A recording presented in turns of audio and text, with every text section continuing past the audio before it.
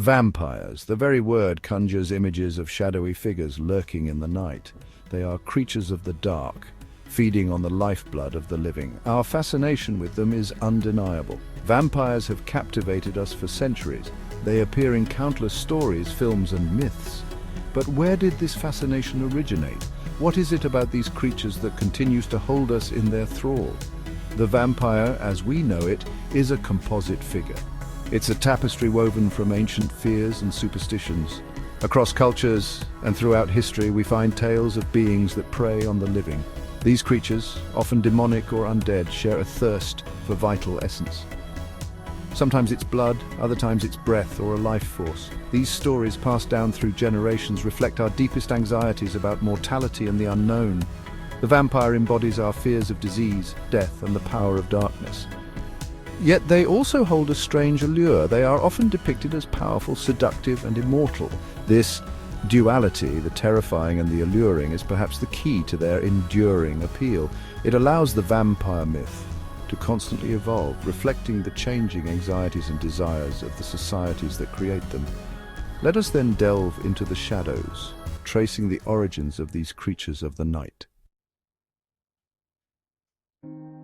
The roots of the vampire myth run deep, reaching back to the dawn of civilization. Long before the vampire had a name, ancient cultures grappled with the mysteries of life and death. They wove tales of spirits and demons that preyed upon the living. These ancient myths, though not vampires in the modern sense, laid the groundwork for the legends to come.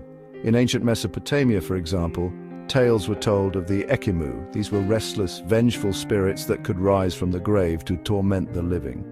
The Ekimu, much like later vampires, were blamed for illnesses and misfortunes. Ancient Greece offered its own menagerie of monstrous beings. Lamia, a demoness who preyed on children, was said to drain them of their blood. Empusa, another demonic figure, could shapeshift and seduce men, only to devour them in their sleep. The Romans, too, had their share of bloodthirsty creatures. The striges, nocturnal birds of ill omen, were believed to feast on the flesh and blood of infants.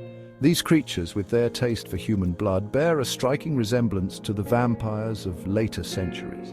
Though these ancient creatures differ in many ways from the vampires we know today, they share a common thread. They are creatures of darkness, often associated with death and disease.